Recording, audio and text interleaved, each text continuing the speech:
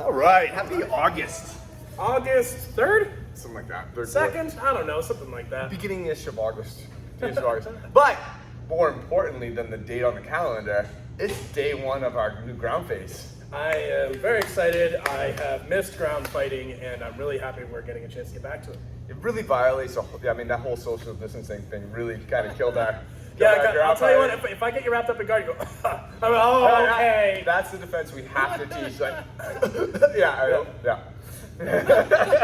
Oh my God! So now that we don't have to study any techniques anymore, no, it's more the mental game, the wheezing and the coughing, and just throws them off, and that's your opportunity. So we're gonna start off with a couple with mount and guard, and just start talking a little bit about couple positions and how to transition around maybe between these two things a little bit. Just to we have some folks that haven't had a chance to see ground before. Well, it's been a year and a half. I mean, since we've done anything on the ground. So I think, okay, let's go in there. Let's go right base level, like getting out of guard, getting out of mount. Mm-hmm. All right, two basic fundamental things. Let's start there and then see what we build. And I think we have some ideas on where we're going to go from here, but I think it's a great place to start. All right, let's hit it. Cool, let's do it. So, happy Wednesday. Welcome to the first night of ground. All right, it's been a long time since we've been able to actually get down and get dirty, get right down the faces and spit on them, like the old days.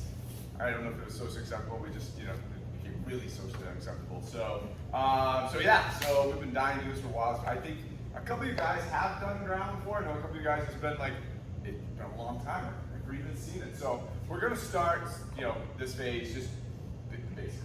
Let's just do the basics to get warmed up, and then from there on in, we're going to start looking at adding in aspects of the keyhole hop. All right, let's look at those keyhole hop on the ground. Let's look at something like kata that we've done standing up. Let's look at that interpretation on the ground.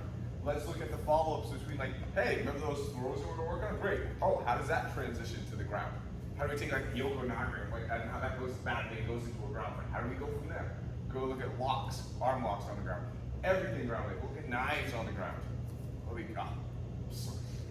All right, but let's start with the basics. So I got Miles here. We're gonna look at escapes from mount, and if you get through escapes from mount, different types of mounts tonight, we'll get into escapes from guard. But right now, we're gonna start with mount, escapes from mount. All right. So just slap your Miles here. He's decided to choke me. It's just a good idea. So Miles is there, choke me. Now, obviously, I gotta kind of get out of here quick. I don't have a ton of time. There's a ton of force coming down on my neck. The natural reaction is to kind of fight these hands, and just like standing up, there's no way in absolute hell that I'm going to take Miles and go and just pull him off. A lot of horse steroids maybe, and Miles degenerates a lot. So we need to look at using our body. First, we've got to get a little bit of pressure relieved here. So what I'm going to do is I'm going to break down one arm here. At the same time, I'm going to start pushing up and grabbing in here. Giving me, I want him leaning to one side. So I'm going to kind of break down that side, push, squeeze, get up that side. Let's look at push. We'll get a little dirtier later. So what I'm doing is I'm getting him leaning to one side. That side's going over, kind of blocking this foot off. All right? And I'll show you why in a minute, because he can post up and get out of it if I don't do this. From here, I'm going to raise my hips up into the side this way. Right there right now. All right, just that. I just want to work on that, just to start. So again, one time, let's go this way. Here, just choking me. Legs up. Break down the one side that we're looking here. Push up on the other one, so we can lean this way. That means we're going to try to throw him this way off. Brush that foot in. Hips up and out and over. High. Follow him right around. Just to start, kind of part of our warm-up. Just want to see where kind of everybody is right now. All right? Go ahead.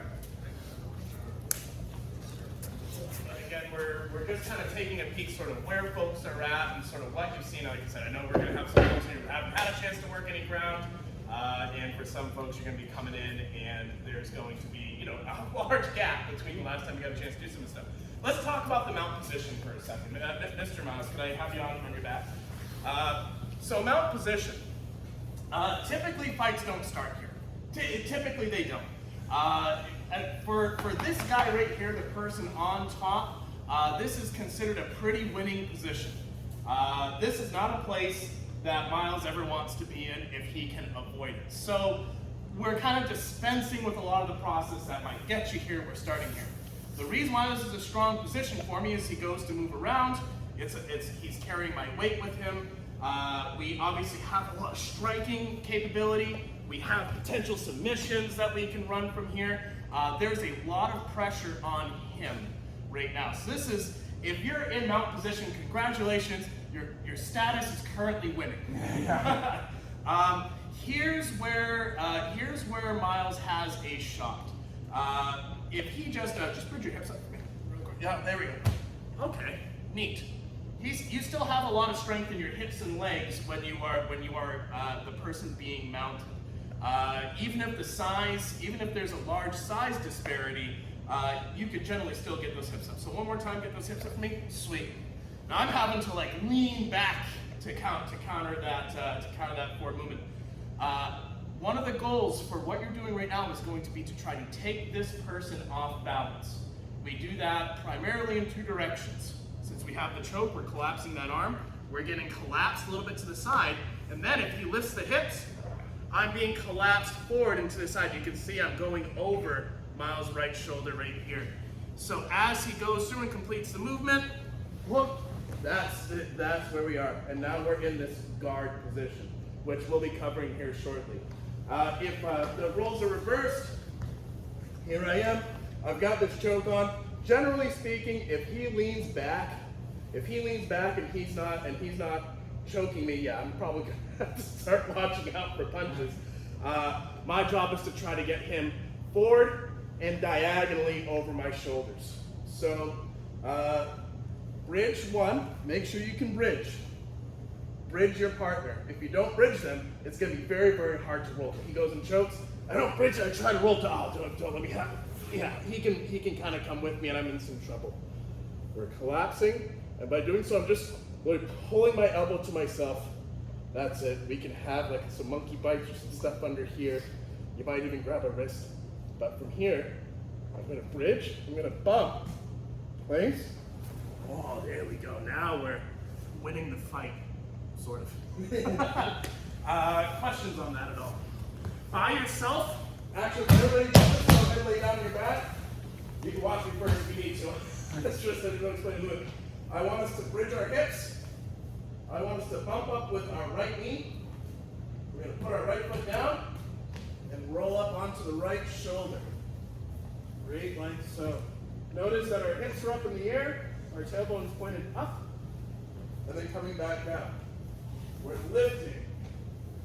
We're displacing. We're taking that ground back up and over.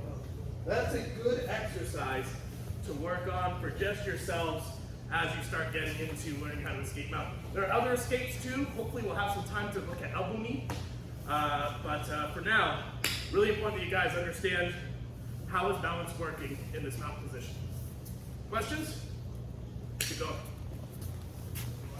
Monte. Come on, add it. Because you're going to see these I see many people, they teach, and again, not right, wrong, just understand what's going on. I've seen a lot of people, they'll teach, and again, they're all right because they're trying to accomplish the same thing, in my opinion, is they'll have this here, they'll have the bump going this way. They'll bump with that outside leg. I've seen people who are here, I'm still going the same way, they'll bump with this leg. They just won't bump it up. So the way that I look at it is, I'm flat, he's on my hips. Like this, basically, right? I'm down here, he's up here. He's attached to my hips. And as long as I keep that attachment, my hips raise up, we change that plane. Correct? Has to happen. If I move my hips this way, he goes that way. If I move my hips this way, he goes that way, move my hips up, he goes that way. Okay? But knowing that, if my hips go up this way, my hips are up like this, up here, here, he's going to have a tough time holding on. So regardless of the bump or not, if my hips get here, that's a hard thing for him to stay on. Hard thing for him to stay on. So I don't want you to get confused with the fact that I'm just going to bump this guy off like a bucking horse, like, bah! And I'm not going to use my hip, bah! You know, it's not going to happen. The bridge is the most important part of all of this. Yeah, so don't pay attention. Pay attention to getting your hips up. Boom. Here. No bump at all. Just raise the position. He can't hold that position. And with this leg trap, you can't do it. So please don't get too concerned with, am I bumping with the right leg? Am I not bumping with the right leg? Get your hips from here to here. They will have a very, very tough time staying on you. You want to add anything to that? Can we actually just to put a little highlight on the trap for Sure. Oh yeah, you want to do it? I'll actually help your attack. Sure. If I could, yeah. Okay. So let's highlight this one. The foot trap? Yep. So everyone sees this foot is outside my foot, right? What happens if that trap is not there? And say he goes to bridge and bump me over that shoulder, that I can post the leg out and maintain my position a lot easier. In fact, if you're ever in a ground fight and someone's trying to bump you off them, you can stick a leg out to cover yourself. That little trap that Mr. White's doing right there prevents me from being able to post that out. And in fact, when I try to, it knocks me over. So I just want to make sure everyone's clear on that little detail because it's important. Yep. Let's go. Right. Let's talk about the positional further. I'm going to be the person bouncing, if I may. So, what are we really trying to accomplish? How should I feel as the attacker during this technique? Well, right now, I'm upright. My shoulders are above my hips. I actually have good kamae. Right? Does that make sense? Everyone sees kamae here? This kamae is going, I'm going to hell no kamae. So as he moves around, if I'm allowed to keep my shoulders upright, go ahead and move around. We can essentially maintain our balance fairly easily. He's going to lose a lot of energy on the bottom. One of Mr. Cheever's jobs, and one of the things that's helping out here is I'm choking him. I have a little bit of forward lean. Okay? My balance now is, you can see it's starting to tilt forward a little bit. All he has to do is go ahead and just like throw an overhook on or something like that. Yeah. So say we're not even choking. He just has me laying forward right here. It's a lot easier to roll a cylinder than it is to roll a triangle. So, the goal of this technique, how I should feel, is I should feel like I'm going forward and down. So he goes to bridge or bump, and here I am. That's the path of escape right there. That's where we're trying to take their balance. I wanted to be clear about that because you can have all the bridging in the world that you might try to use, but if they are able to keep their shoulders upright, it gets very, very hard. You lose a lot of energy.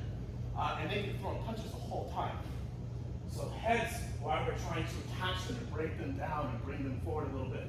It's not just so that they're stuck to us, but also so that their balance makes them more amenable to being rolled.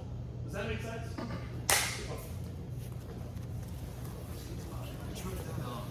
Okay, my dad. What about Ad for a second? Give me a big guy. All right. So, okay. Boom. Okay. Now, this isn't a great position. I think we've all acknowledged this.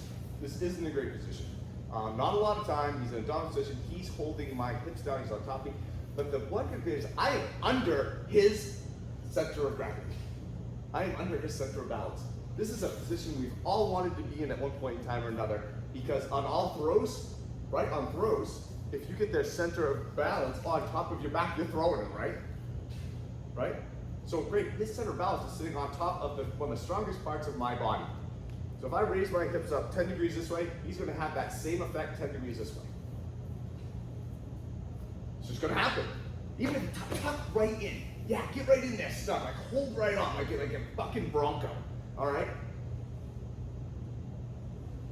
That's just raising it up. I'm under his center of gravity. I control his structural movement.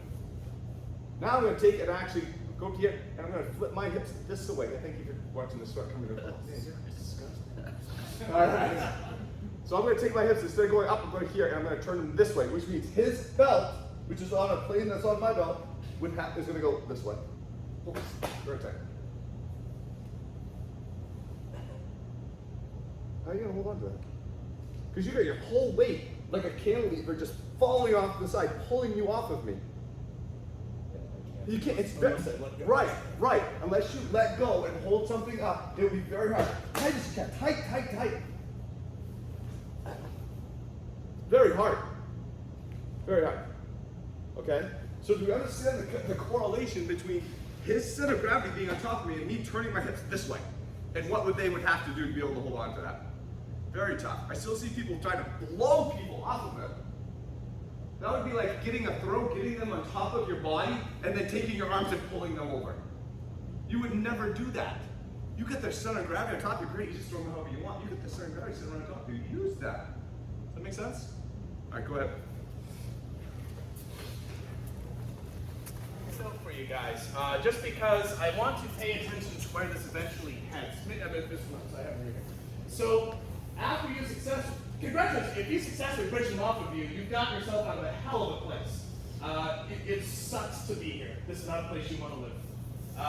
But so say we bridge, we bump, we roll, and I come up very high. That's actually not particularly ideal because he can roll me very easy. It's very easy for him, to kind of continue the momentum and oh god, I got myself back where I was just a moment ago. As you bridge and bump and bring them over, stay low, keep your hips back. He tries to roll me down. He's trying to roll at a stable pace this whole time. I've got hands and fingers and eyes and strikes and all the fun stuff here. As you roll them, hips come back, chest stays down. We're here, we're covered, we're not here. We're covered. You can get an attack and then we'll go in from there. I just don't want rich people are being successful, being up here like, yeah, I did it, and then you get rolled over again. That's nice. Cheers, keep going. Actually, Mr. LeBay, can you get back down there for a second? Yeah, absolutely. Just for a second. I want everyone to come here and look at this angle. So watch his hips. Okay, so I want to stand right here. His knees are here. His hips are right here on the spine. I'm going to have you go up and start throwing, and I'm going to try to freeze you midair. And keep going, freeze. Right about here. His hips are in front of his knees. His hips are vertical. All right? That's going to be a very tough time for him to hold on to that. You all see that? Very, very hard. So he's not just going up and turning. He's going up and not only turning his hips vertical, but he's turning them vertical outside of his knees. Let's try to do it super slow. Okay? Hips are going right there. If you get that position, it will be very, very, very, very tough for somebody to stand on top of you. Okay? So not only is it going vertical, but it's going vertical and then out. This way. I was telling somebody over here, I'm like, basically, like if we're in a stand-up fight, and all of a sudden Miles aside, I'm just going to jump on your back. It's like, yay. I mean, we know what to do from there. You took all your Miles, center of gravity, you put it on top of my hips on this side, right? Well, what are we going to do from here, kids? We know, right? We know what we're going to do because I have a center of gravity on my back. Well, down. Well, I just took my center of gravity and put it on the front of him. Right? What would we do if this was reversed, standing up and I jumped on his back? We just changed the plane. And now instead of being on his back, I'm on front. Do you understand what I'm saying? I still have my center of gravity over him. He can do whatever he wants to do with it. It's a scary ass position. No doubt about that. But man, I just jumped on that. It'd be the same as jumping on somebody's back. Make sense? Alright, go.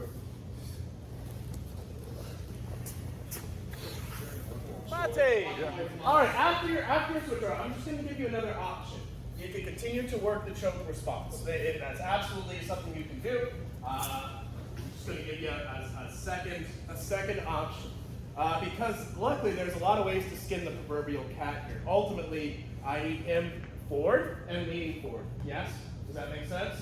So same choke, just for funsies. What we're going to do is we're going to reach an arm out and we're going to kind of just haul in and kind of grab this. I'm tucking my elbow to my side. I have overhooked his arm. This is particularly nice, for example, if he goes to punch, and we shift and we kind of get this grabbing here. Now as he goes to escape and pull his arm back, he's a little stuck, and I kind of like that. So, if you'd like to practice from this overhook position, you're going to bridge to the side you overhooked. The nice thing is that he doesn't really have a good way to cover himself from here. So we get kind of a free attack. You can't stay here. You can't really stay here. There's a lot of ways for him to fight once the position's established, but you can use that overhook to sort of set yourself up to come around for that guard. It accomplishes the same deal as the trap over the top that you're working with the choke. It gets them leaning off to the side. So you're doing all the same things, just a different path to get there. Does that make sense? Well, I'll leave that up to you guys as an option. All right, my time. Back, ready for a second? So let's just look at this. Officer again. Let's talk about these guys over here. Matt's choking. He's determined to kill me. All right, he's really I guess about 10 seconds. I'm never gonna just low down on his arm like that and break his arm down through. It's just not going to happen. All right, number one, think of the way the arm moves during a musadori, where it kind of comes in and around like this, right? You see how, that's the way I need to move his arm now. So yeah, grab him. That's the way I need to move his arm now, down and in. Okay? Freeze. And I'm gonna freeze. There we go.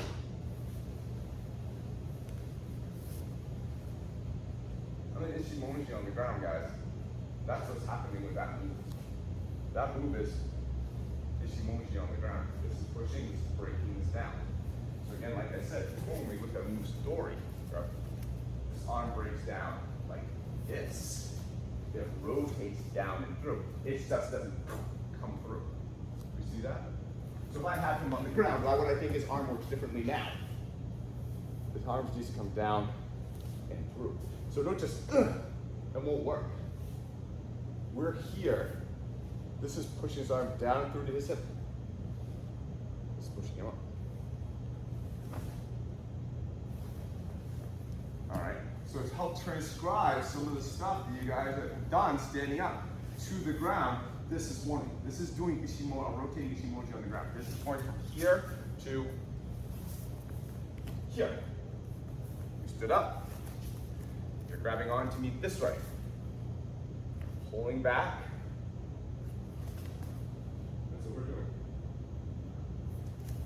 Do you see that? He's here. Pulling back with this arm. Pushing forward and rotating. This is the stand-up version of what you're doing. We all see this. Okay? Make sense? Great. So, if I'm going this way, this arm collapses down and in, very similar to that. So going like that, as this arm extends out and through. So I'm pulling down and in, pushing out and through as I turn to the side. And it gets you in this position. You're on the ground. Sorry. Sorry. Don't need us, dude.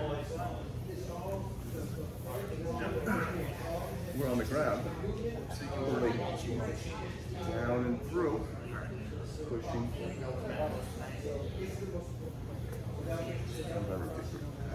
It's Ishimoji on the ground. Yep. Mr. Cheaper. Let's talk about the bridge a little bit more because I want to talk about its importance. Something that the person in mount position can do is called floating. So imagine here we are, we're choking or punching or what have you, and he starts to break it down and he bridges, and then he kind of rolls in place. Yeah, go ahead, roll. Yeah. There we go. So we can lift our hips and weight off of somebody. He goes to bridge it and then rolls, but rolls in place. All that happens is I can kind of lift my hips off him and he starts to lose some control of that.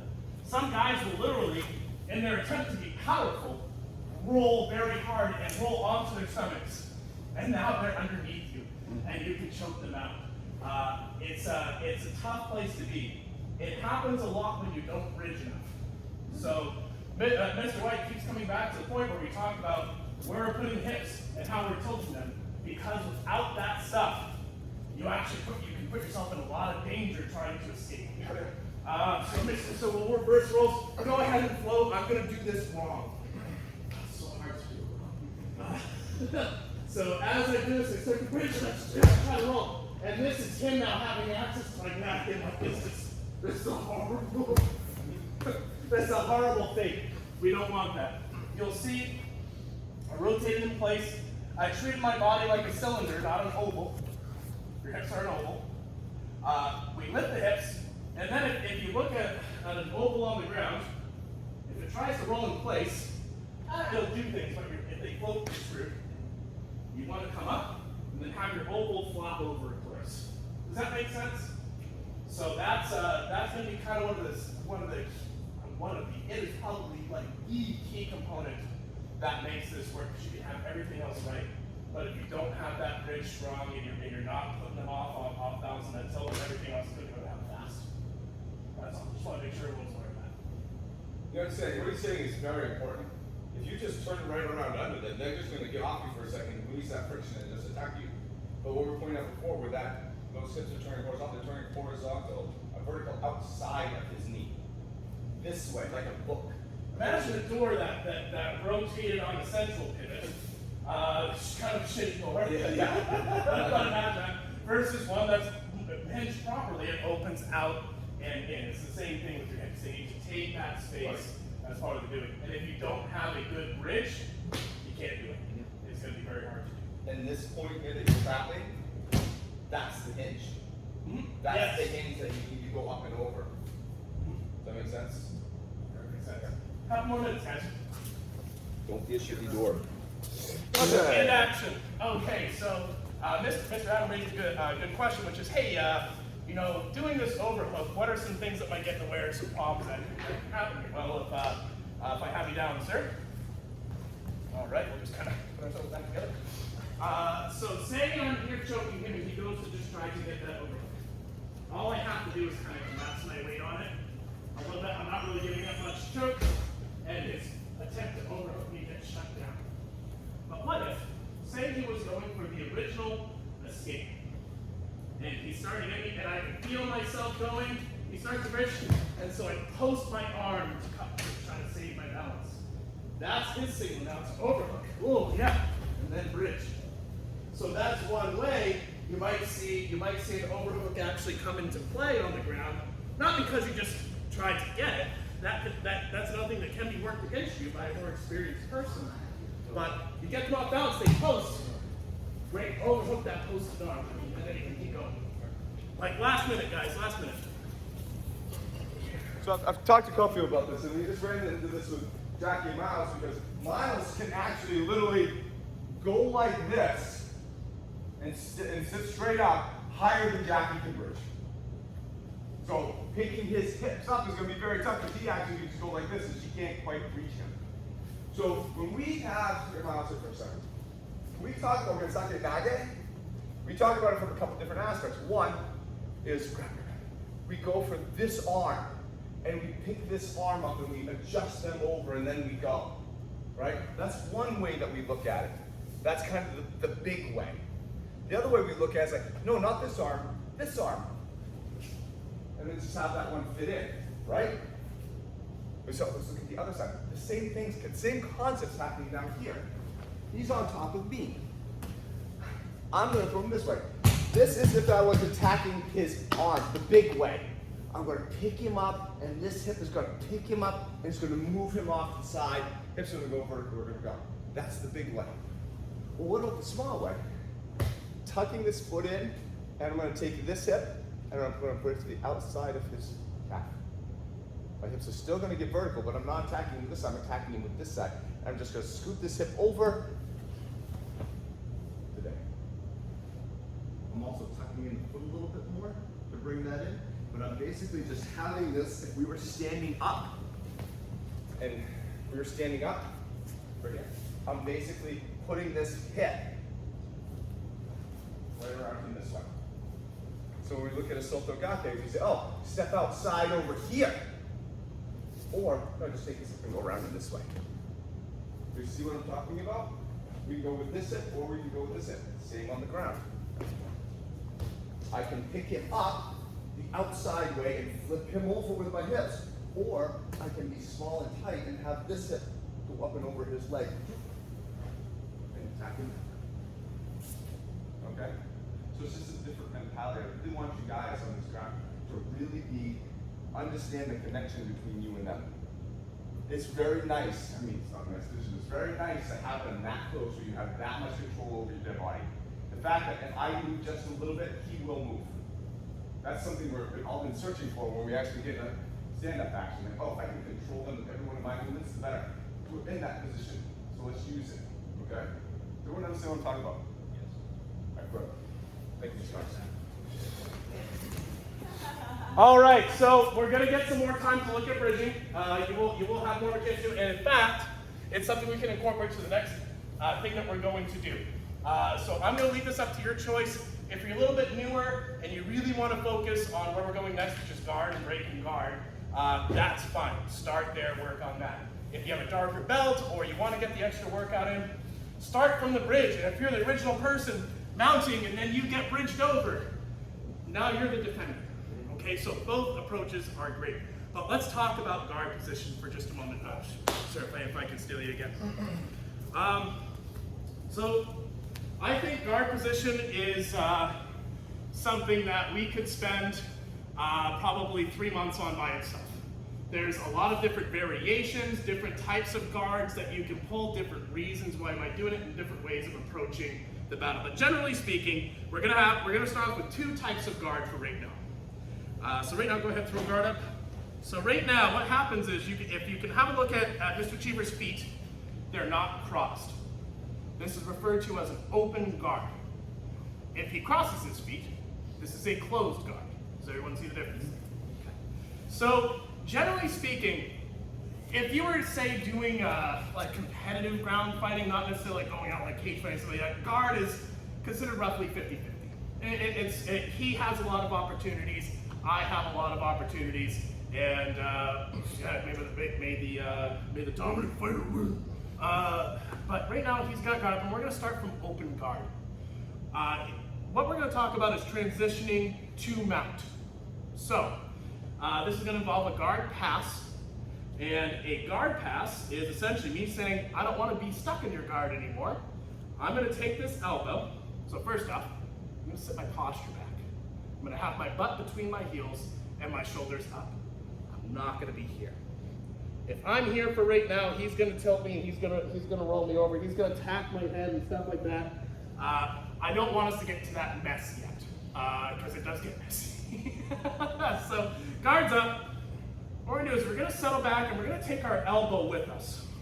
Notice I'm not leaving this hand out here. He can break my fingers.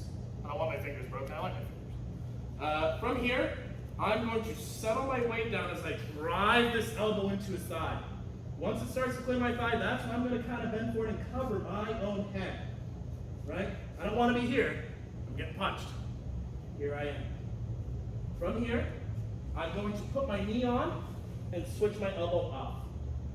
This is the point where he's trapped and I have a potential pass. From there, we're going to do what's called a swim, which is exactly what you think it is. As we swim up and get back into mount position. Now, he could practice this. He goes to bridge and roll. Whoa, and here I am in guard. He practices his guard break, his pass, he swings up, and bam. Here we go, we're back in this drill. So if you're a darker belt, you have some experience with this, I want you to work that infinity drill, and I want you to work until you're tired. Don't a minute. If you're wearing a lighter colored belt, start in guard, and we're just working on that guard pass, okay? And we'll talk more about the technique and different ways to do that depending on time.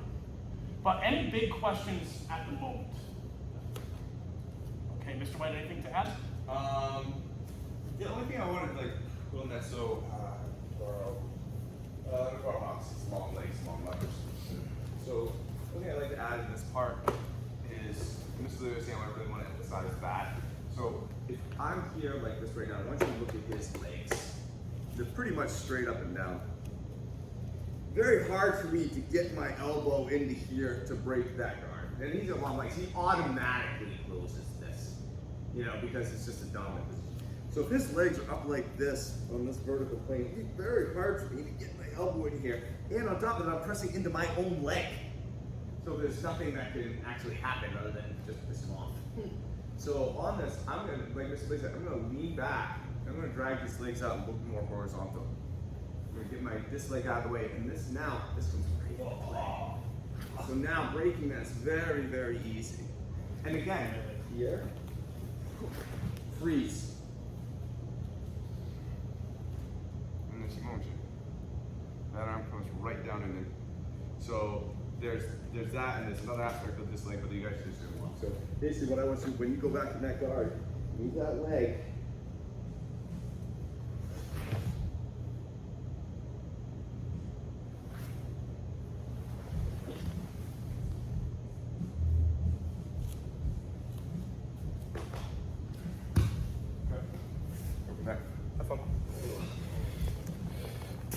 Let's talk about some details in the guard pass here really quick, if we may. Mr. Adams, so right now I'm going to be in your guard, if I may.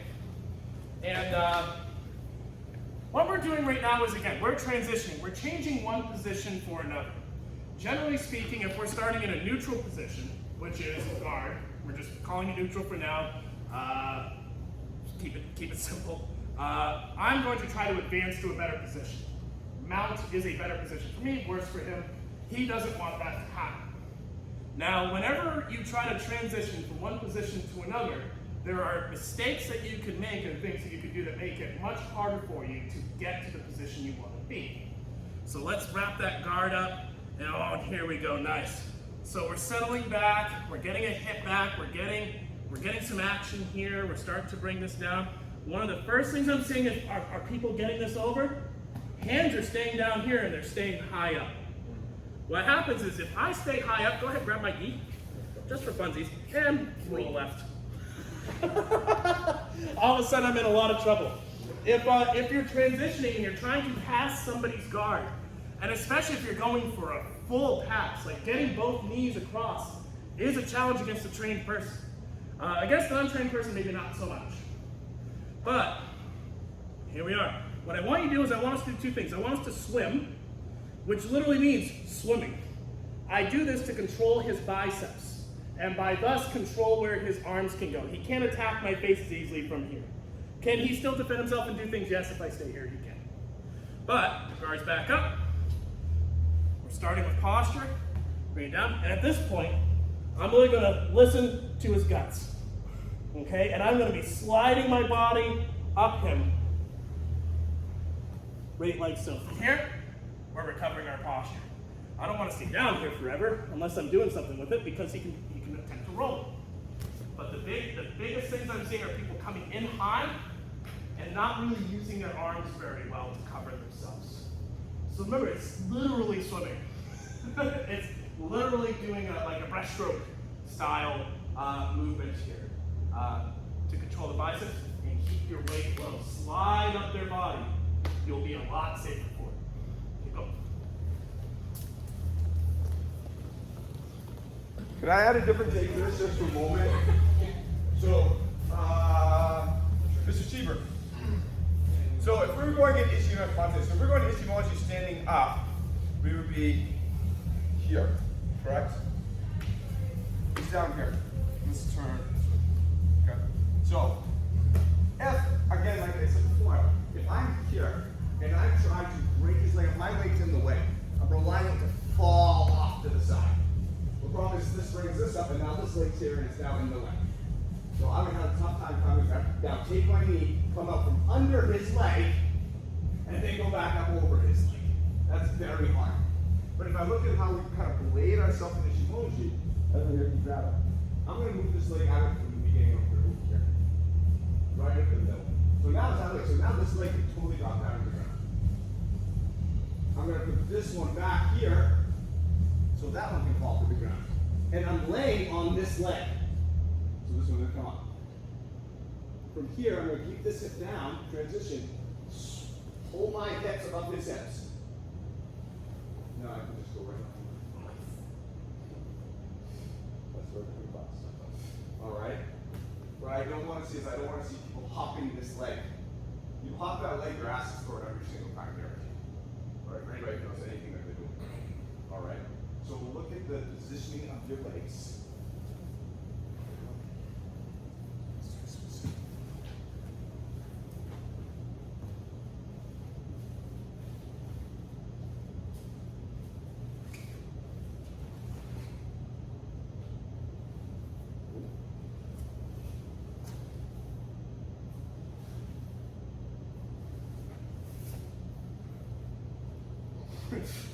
So Mr. White gets his weight flat on the leg.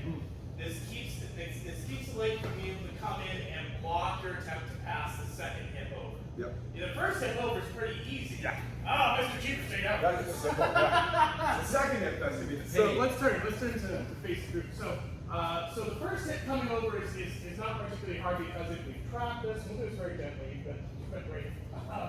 We're already kind of getting there. But right now I'm a little high up. This hip, all he has to do is kind of raise this, and this hip is the one that struggles to get through. I have a hard time getting my right knee through here, right? So if you notice what Mr. White's doing is he's getting that little angle off in here. Here's that cover.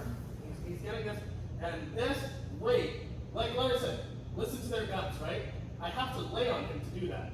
What that does for me is that it makes it so that all I have to do is slide forward, and all I'm doing is just kind of a little bit of a butt flex to bring it up and back. If you have to like lean and lift it, that's when you're in a little bit of trouble. But ideally, we get this pass, we're sort of coming in. This is the movement right here. That's what we're going for. Questions? That's fun to do on camera. Here's back. That's Position. What happened? Yeah, right. Oh boy, that was a good was time. fun. That was a great time to get back on the ground.